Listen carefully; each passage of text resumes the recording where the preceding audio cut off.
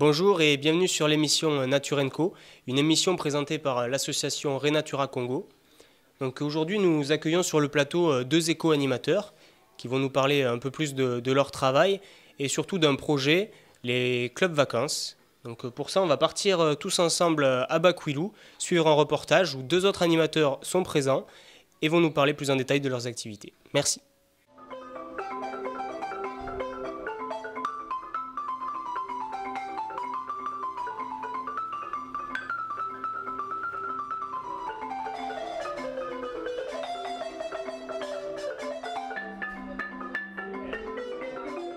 Bonjour, donc nous voilà à l'école primaire de Bakwilou. Donc on est venu assister aux activités de Renatura. Donc durant les vacances scolaires, il y a une grosse activité qu'on appelle les clubs vacances et on va faire appel à Guichel, un des éducateurs à l'environnement, pour nous expliquer un petit peu qu'est-ce qu'ils font à Bakwilou ici. Merci.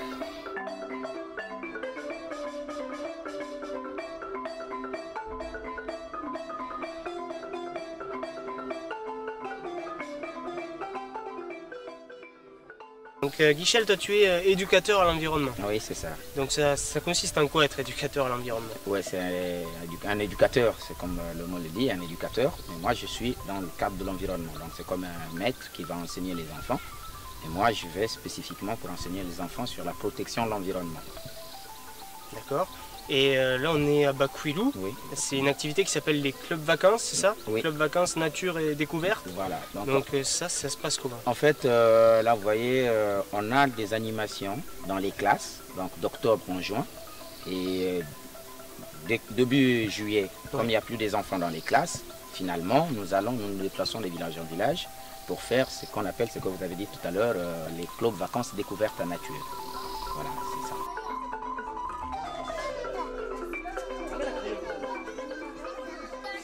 Bonjour, je m'appelle Hermélande. Tu es en quelle classe? CM1. Alors, est-ce que tu peux nous dire ce que tu es en train de faire ici et qu'est-ce qu'on est en train de vous enseigner? De la nature. On vous apprend, on vous a parlé de la nature. Oui. Et qu'est-ce que, en fait, aspect de nature là, qu'est-ce que on vous a parlé concrètement? On vous a parlé de quoi exactement? Des animaux. Et que font ces animaux? Qu'est-ce qu'il faut en faire? Il faut les protéger. Et pour les protéger, qu'est-ce qu'il faut réellement faire? Il ne faut pas faire que les gens puissent tuer les animaux. Il faut les aussi protéger. Ils doivent vivre aussi comme nous. Les animaux, c'est important pour les gens. Bonjour. Pombo Marcela Béni. Je suis passé en 6e. Il y a les gens de Renatura qui sont venus nous visiter, nous faire des jeux, des histoires.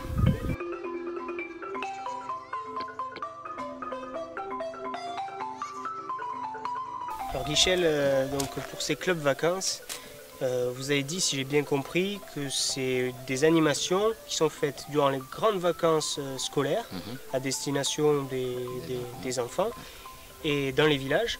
Donc quel village vous visitez? D'accord, donc on commence par vers la frontière du Kabinda, donc à Tchambanzassi. On commence à Tchambanzassi, après c'est Fouta, après Koti Fouta, Djeno, Kunda, Luango, Pointe-Indienne, Matombi, là comme on est à Bakwilou, après ça sera Madingokai, après Madingokai, Belelo, et pour finir, on va aller finir dans le village de Longobondi. Donc ce sont les villages qu'on visite. Et donc on est deux qui sortiront dans les villages, mais il y a encore une autre équipe qui reste à Pointe-Noire pour travailler dans les structures sociales, toujours sur les mêmes, le même programme Club Vacances Découvertes à Nature. Alors justement, je vous ai failli dire thématique. Quelle thématique vous abordez durant ces clubs vacances? Ah d'accord. En fait, quand nous arrivions dans les villages, nous avions 5 jours dans le village et pour chaque jour, il y a une thématique spécifique. Par exemple, on va arriver le mardi, on va travailler sur la biodiversité et la chaîne alimentaire. Le mercredi, on va travailler sur la mangrove. Le jeudi, on va travailler sur les tortues marines.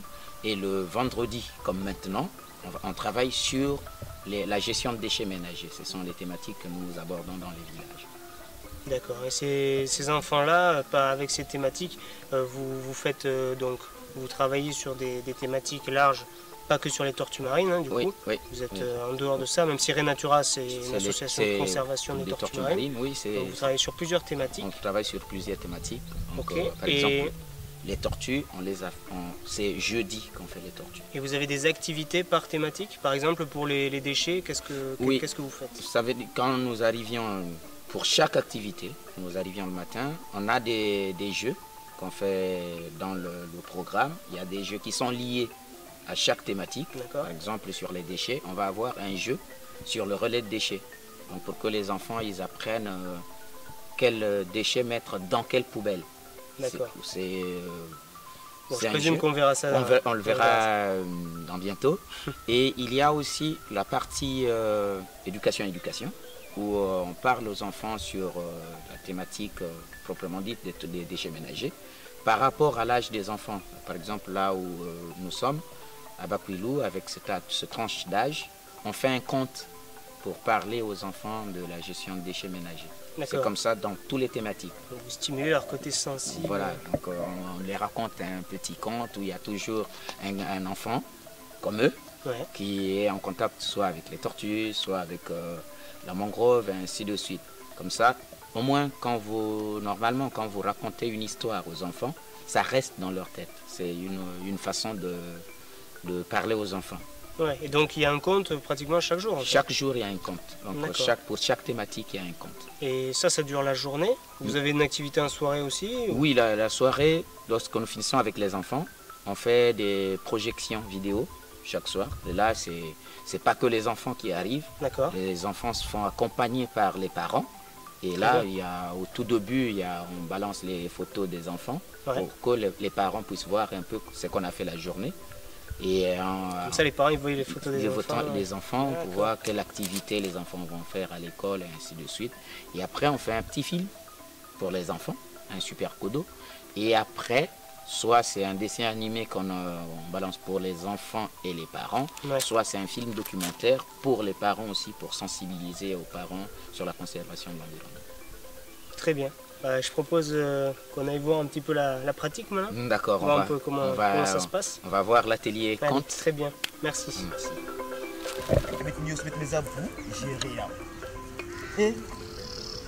Bon, mais maintenant, ouais, mais comprendre, maintenant, comme on a sachet paquet. Et si on avait idée à qu'on y ait un sachet, il va y avoir un peu de la nature, il y a des biscuits, il y a des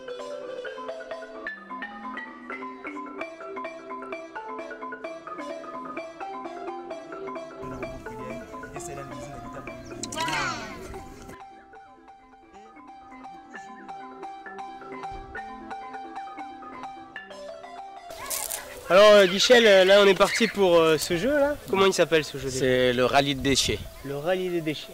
D'accord. Et comment on y joue? Donc vous voyez, les enfants sont en équipe. Et pour un enfant qui va courir dans son équipe, il va chercher une carte. Et il va prendre cette carte, il va venir mettre dans la poubelle qui correspond. Alors il y a 4 poubelles, à quoi elles correspondent? Donc les 4 poubelles, il y a une poubelle pour les déchets organiques, il y a une poubelle pour les déchets réutilisables, il y a une poubelle pour les déchets non réutilisables et il y a une poubelle pour les déchets dangereux. D'accord. Et sur les cartes plastifiées, qu'est-ce qu'on a? Ouais, c'est toutes les catégories, donc les 4 catégories de déchets qu'on a représentées en images. Donc un enfant qui va prendre son déchet, il va se dire, bien tiens, c'est un peu la simulation du cours qu'il venait de faire, donc du conte, parce que le message on le passe par le conte. Et là, ils sont en train de faire la pratique en fait. Donc pour chaque, comme je disais, pour chaque thématique, il y a une partie un peu théorique. Et après, il y a une partie pratique. D'accord. Voilà, là, c'est un peu la pratique qu'ils sont en train de faire pour assimiler un peu ce qu'ils ont appris.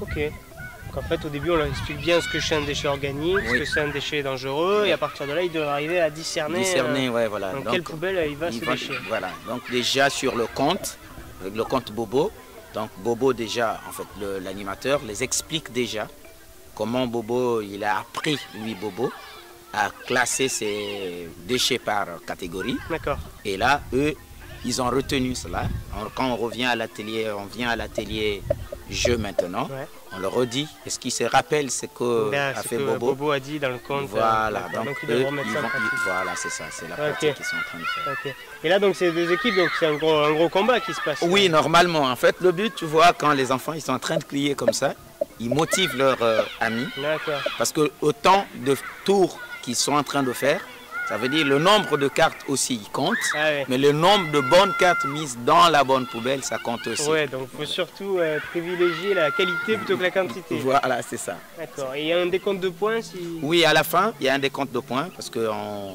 romain, il faudrait que les enfants puissent savoir qu'ils se sont trompés sur telle poubelle. Il fallait mettre tel truc sur telle poubelle. Mais donc, au tout début, le premier tour, très souvent, les enfants ils se trompent. Okay. Mais le deuxième tour, le troisième tour, les enfants ils comprennent. Et c'est en ce moment qu'on essaie de voir un peu la qualité de ce qu'on a dit en fait. Voilà, oui, c'est un petit peu comme ce qu'on peut voir au tout début, oui. Qu'est-ce qu'ils ont déjà dans la tête comme image de déchets et après voir dans la pratique ce que ça donne. Ouais. Ok, bah, c'est très bien. Et après, par exemple, une fois qu'il y a la fin, le décompte des points, est-ce que vous expliquez concrètement, voilà, ça c'est un déchet organique parce que c'est une peau de banane? Oui, c'est ça. D'accord. On le réexplique parce que ça a déjà été expliqué dans le compte. Donc on les réexplique. Il faut s'y prendre plusieurs fois pour que vraiment ça s'imprègne. Ok, bon bah super. Bah merci et bonne chance pour les clubs vacances et que ça continue avec une belles activités encore qui se passent. Merci. On ne pourra pas rester pour la projection, mais en tout cas, bon film ce soir. Hein. Merci. Merci à toi.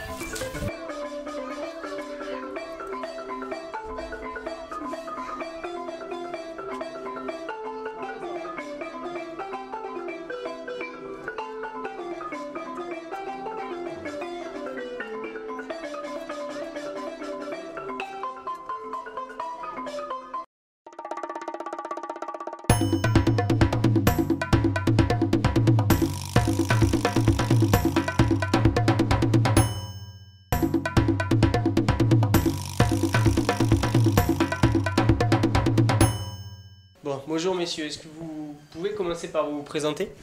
Bonjour, je suis Chrysler Tachi, éducateur à l'environnement chez Renatura Congo. Merci. Bonjour, je suis Boris Lingou, éducateur à l'environnement dans l'association Renatura Congo. Très bien. Là aujourd'hui on va parler d'un projet qui a été mis en place par Renatura qui s'intitule les clubs vacances. Est-ce que vous pouvez nous en dire plus sur ce sujet, la naissance de ce projet et bien sûr les objectifs des clubs vacances? Peut-être Chrysler, tu peux nous en toucher un mot? Les clubs vacances ont été créés depuis 2009. C'est né du besoin des enfants qui se trouvent dans des villages et dans des structures socioculturelles ici à Pointe-Noire. Parce qu'on a pensé que ces enfants ne bénéficient pas des activités que nous offrons aux élèves des écoles ici à Pointe-Noire. Donc c'est pourquoi nous agissons dans ces différents milieux, au village ou ici à Pointe-Noire dans une structure socioculturelle, pour leur apporter des nouvelles thématiques et pour leur faire sortir de l'ennui ou encore pour leur apporter de nouvelles connaissances liées à l'environnement. Donc Chrysler, est-ce que tu peux nous en dire plus sur les effectifs actuels dans les structures socio-culturelles, mais aussi dans les villages cette année? C'est vrai, nous avons constaté un petit changement, mais avant même le début des clubs vacances, parce qu'on peut souligner en passant que pendant la période scolaire, nous faisons ce qu'on appelle des écoles rurales.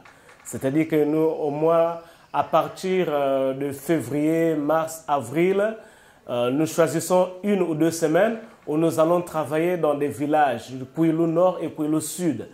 Nous allons travailler dans ces écoles. On a constaté qu'il y a eu plus d'enfants que les années antérieures. Pourquoi? Parce que certains enfants peut-être qui ont perdu leur emploi dans des sociétés ici en ville, se sont reculés vers les villages parce que là-bas la vie est moins coûteuse et du coup le nombre a augmenté. Maintenant, il se trouve que dans des villages par exemple comme Belelo, là où j'ai travaillé la semaine dernière, les gens peuvent aller y vivre mais il n'y a pas d'école là-bas. Du coup, les parents ne vont pas s'aventurer à aller rester là-bas avec leurs enfants. Ils peuvent aller, mais juste pour passer les vacances, mais pendant la période scolaire, ils vont revenir. Donc c'est vrai, même cette année, j'ai trouvé un peu plus d'enfants à Belelo. Il y a eu beaucoup d'enfants, mais c'est des enfants qui vont juste passer les vacances, mais qui ne vivent pas là-bas parce qu'il n'y a pas d'école. Les enfants ne vont pas rester toute leur vie là-bas parce qu'ils doivent apprendre. Ils vont aller juste passer les vacances auprès de leurs parents et pendant la période scolaire, ils reviennent ici à Pointe-Noire. Maintenant, dans des villages, par exemple à Chambazassi, là où il y a des écoles, et si un parent pense qu'ici, la vie est plus difficile par rapport à mes moyens, il peut aller vivre à Chamba ou à Fouta, et là-bas, la vie est moins coûteuse. Et il peut aussi faire inscrire son enfant à une école sur place.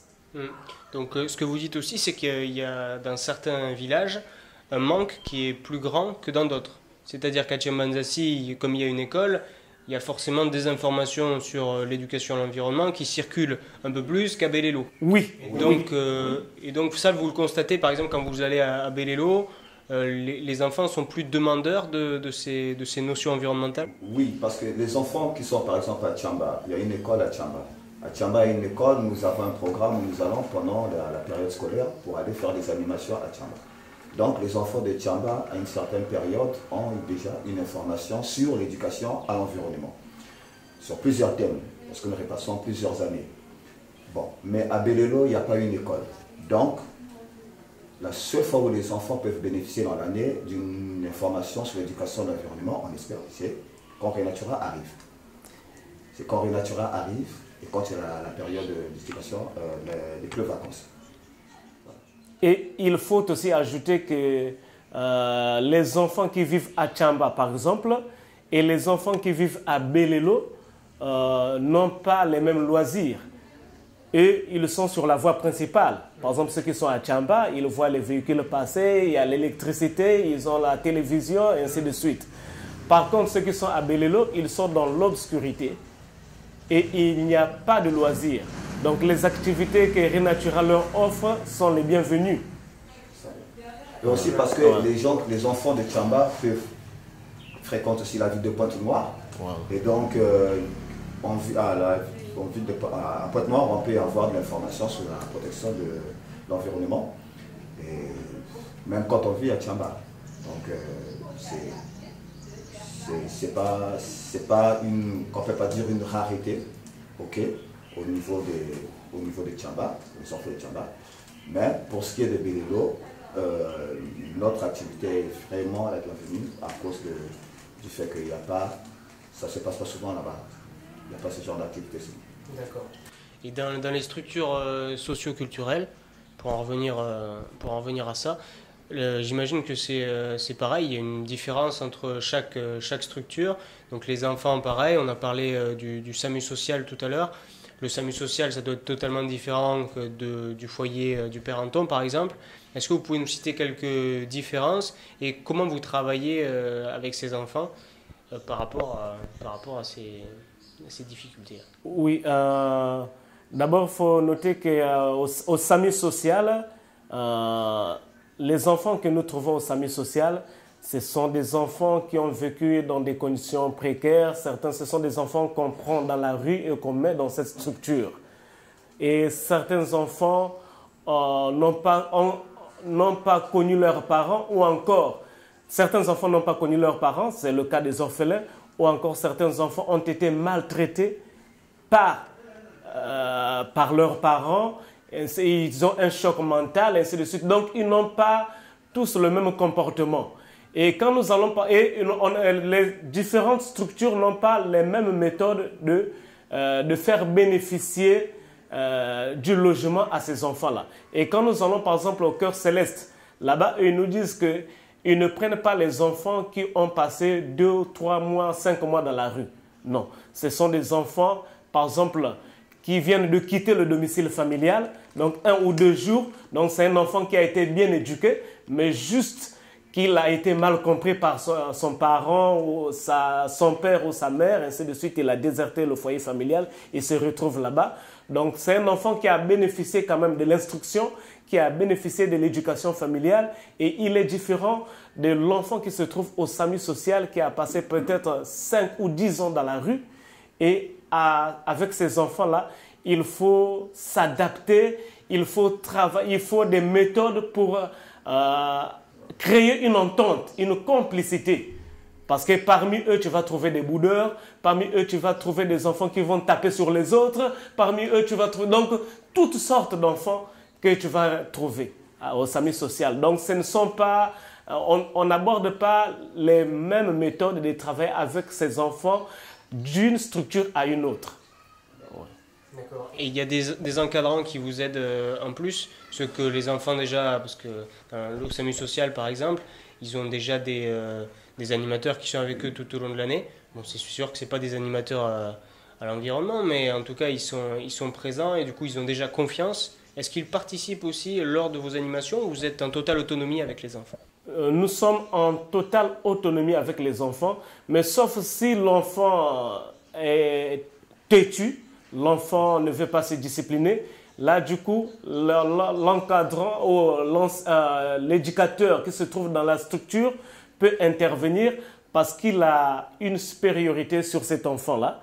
Il a un pouvoir sur cet enfant. L'enfant se dit que si je ne me discipline pas, du coup, il va agir. Peut-être que je pourrais être expulsé, peut-être que je serai puni, peut-être que je vais manquer ceci ou cela. Voilà, c'est ça. D'accord. Ouais. Boris, tu as quelque chose à nous ajouter sur les structures sociales? Oui, mais comme disait Chrysler, la structure sociale, il y a dans les centres culturels que nous avons l'habitude de visiter pendant la période des vacances. Nous avons un public qui diffère, qui a dit qu'il y a des différences selon l'origine des enfants, là où vous étiez avant, et aussi selon l'âge des enfants. Donc nos animations sont adaptées de manière à travailler avec les enfants de plusieurs âges. Nos animations s'adaptent par rapport à l'âge des enfants et par rapport aux attentes des enfants.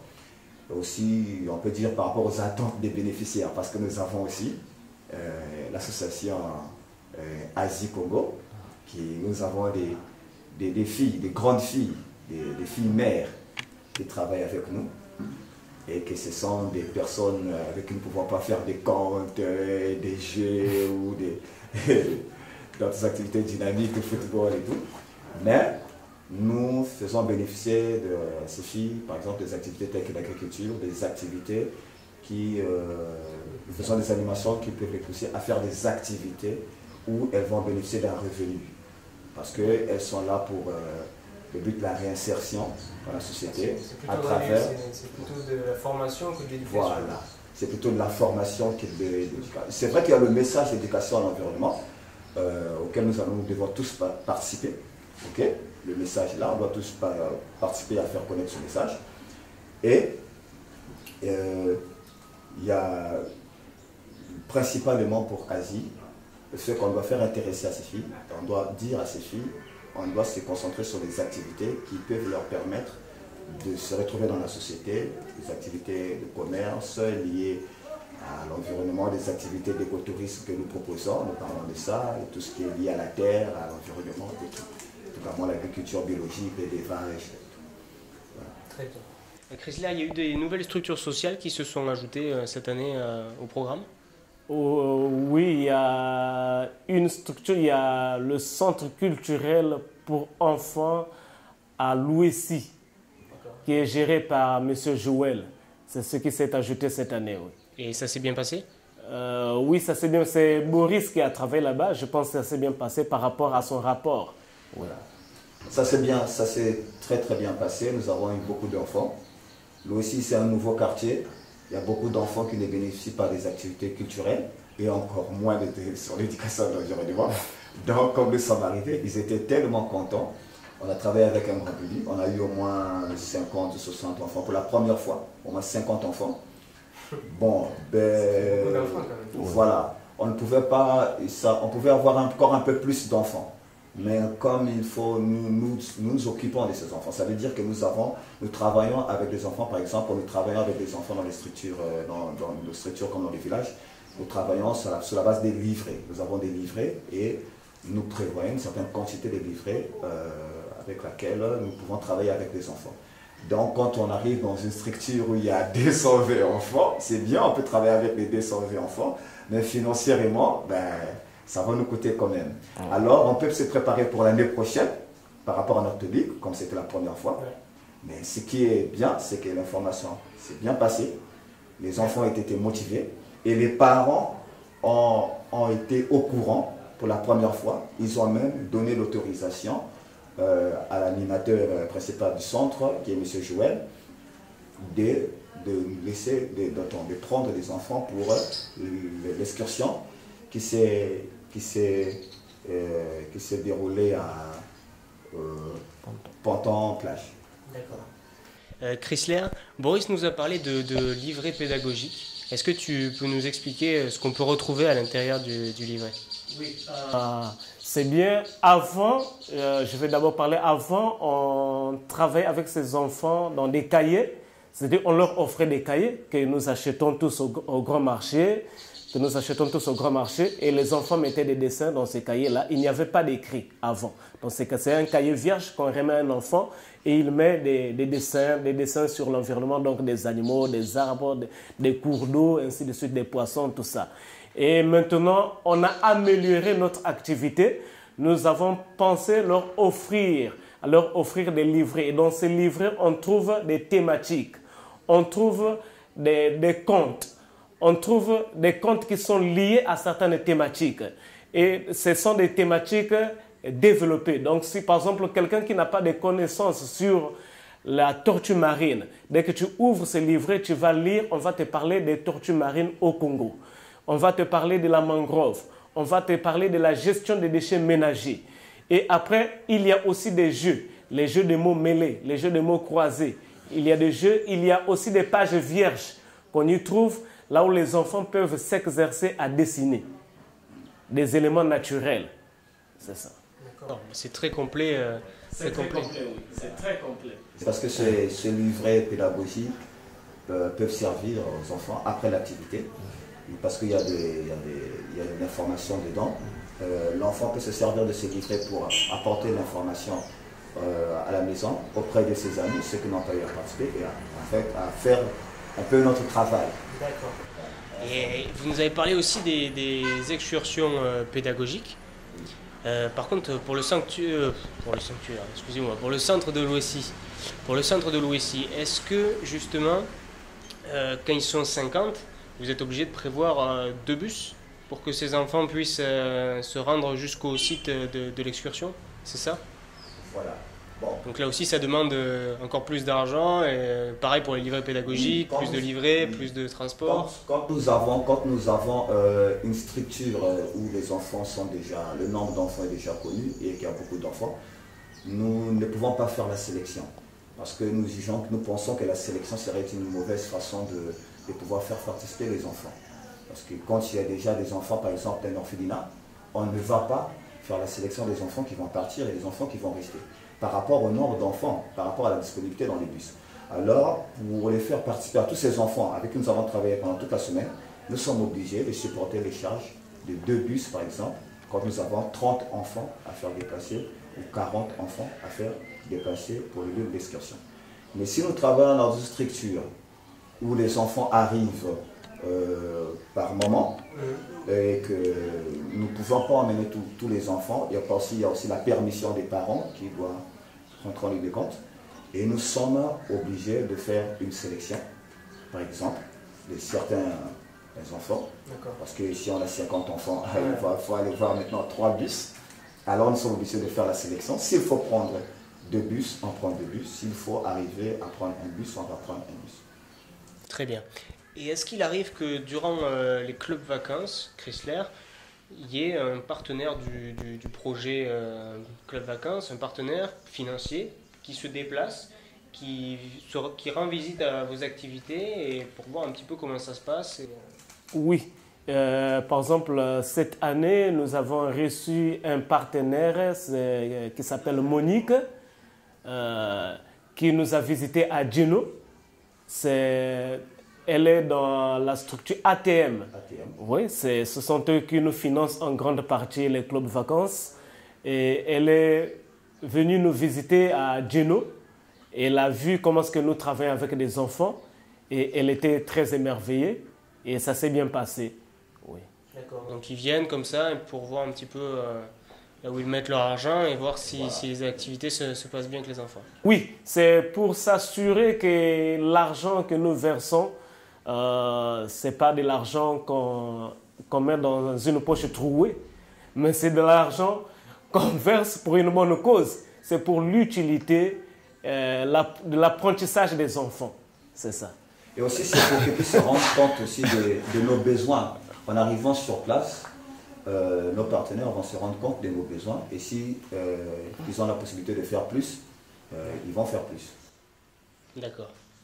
Très bien. Bah écoutez, voilà, nous arrivons à la fin de cette émission. Donc on va remercier bien sûr tout le travail qui est fait par les éco-animateurs de Renatura. Boris, tu veux nous dire quelque chose avant peut-être? Avant qu'on puisse terminer, ouais.